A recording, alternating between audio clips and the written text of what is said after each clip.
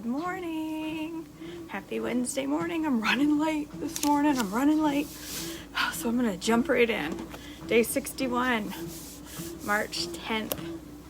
All right, the tribes east of the Jordan, Numbers 32, 1 through 42.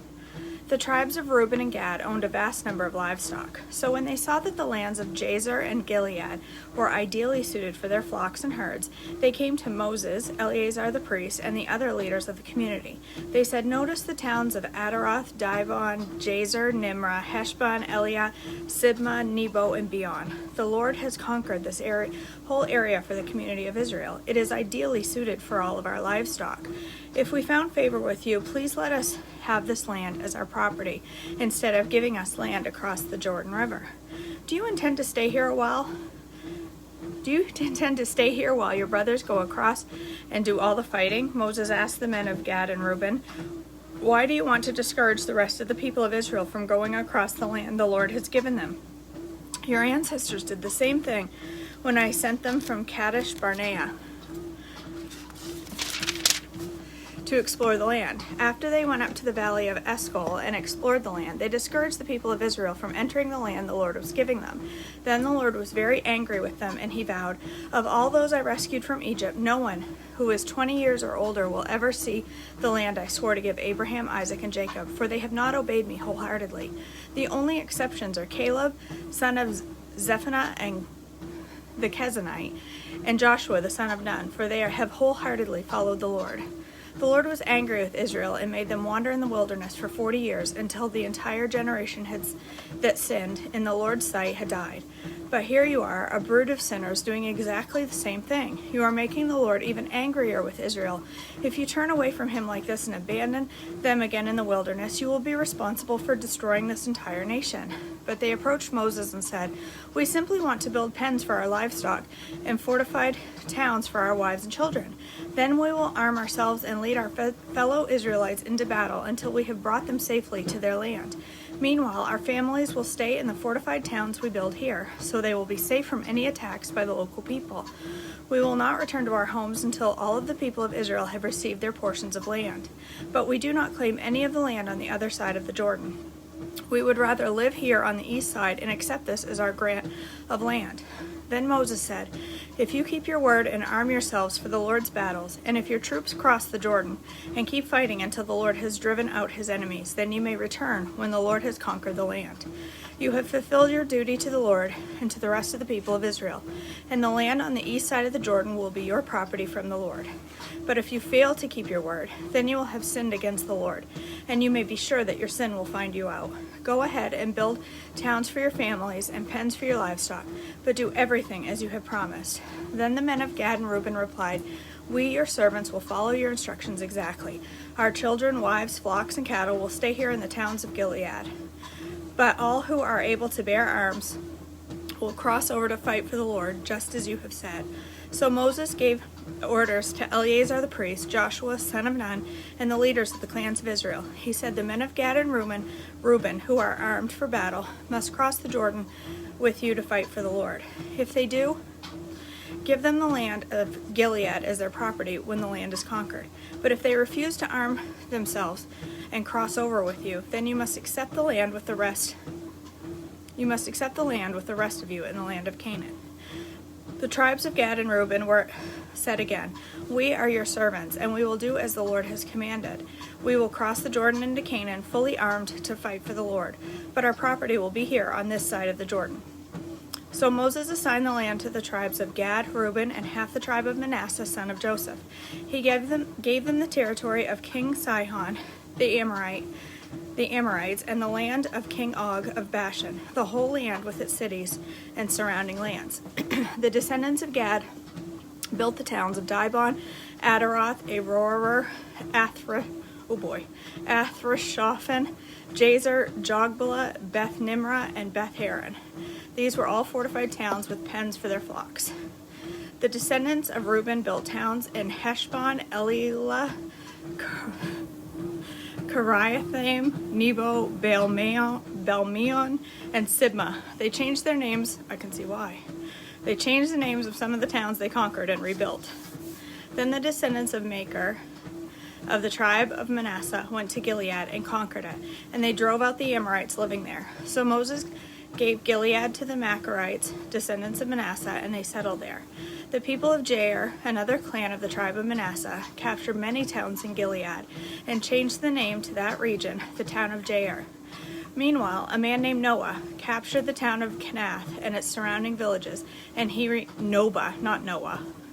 A man named Noah captured the town of Kenath and its surrounding villages, and he named that area Noba after himself.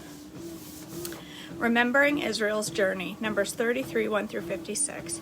This is the route the Israelites followed as they marched out of Egypt under the leadership of Moses and Aaron. At the Lord's direction, Moses kept a written record of their progress. These are the stages of their march, identified by the different places where they stopped along the way.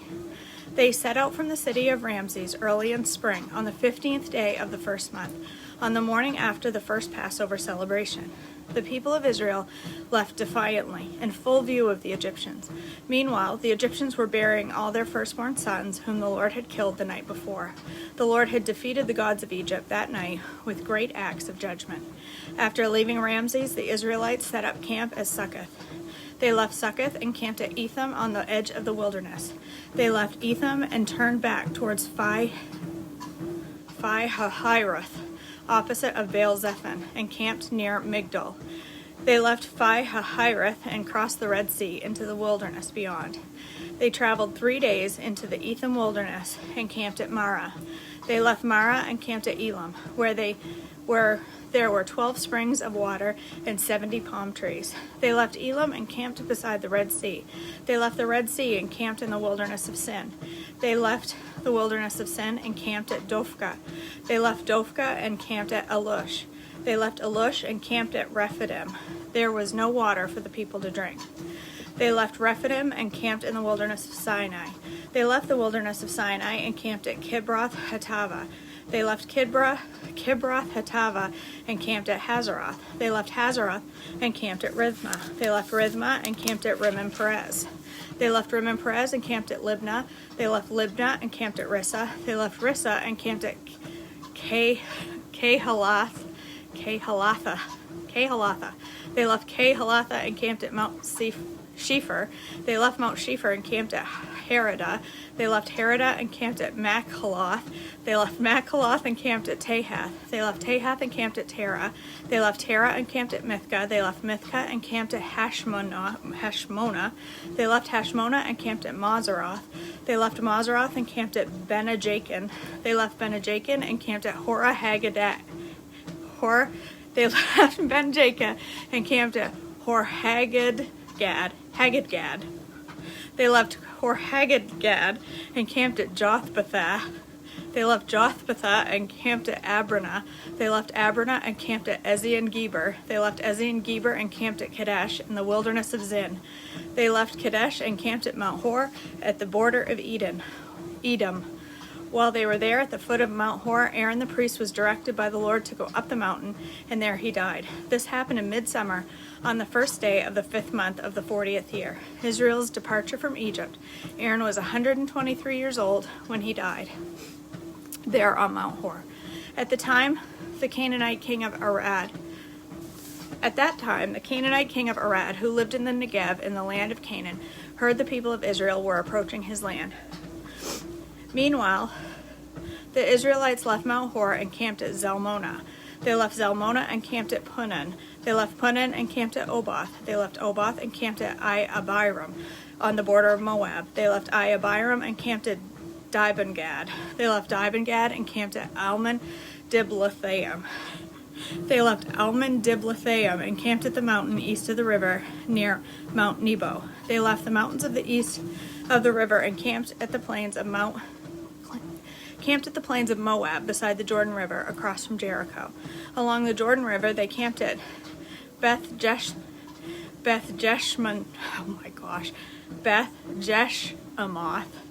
as far as the meadows of Acacia on the plains of Moab. While they were camped near the Jordan River on the plains of Moab, opposite of Jericho, the Lord said to Moses, "Give the following instructions to the people of Israel. When you cross the Jordan River into the land of Canaan, you must drive out all the people living there. You must destroy all of their carved and molten images and demolish their pagan shrines. Take possession of the land and settle in it, because I have given it to you to occupy. You must distribute the land among the clans by sacred lot and in proportion to their size. A larger portion of land will be allotted to each of the larger clans, and a smaller portion will be allotted to the smaller clans. The decision of the sacred lot is final. In this way, the portions of land will be divided among your ancestral tribes. But if you fail to drive out the people who live in the land, those who remain will be like splinters in your eyes and thorns in your side. They will harass you in the land where you live, and I will do to you what I planned to do to them." That's it. Day 61. I feel like we are so close to being done Numbers. We are. Tomorrow we finish Numbers, and then we get to move into Deuteronomy. Wow.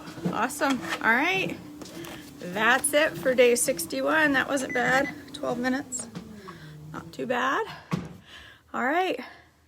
Thank you for following along. I love getting my word in the first part of my day. It really, I don't know, it sets my day off on the right foot. Even if I wake up thinking, I really don't feel like walking this morning, even though it's a few minutes. I wake up some mornings going, oh, I really don't feel like walking. But I'll tell you, it really, it just sets my day off on the right tone. It changes my mood. I was in a good mood when I woke up this morning, but if I wasn't, it would change my mood. It would put me on the right path, and yeah, starts my day off right. Good morning, Beth. 3:35, girl, go back to bed.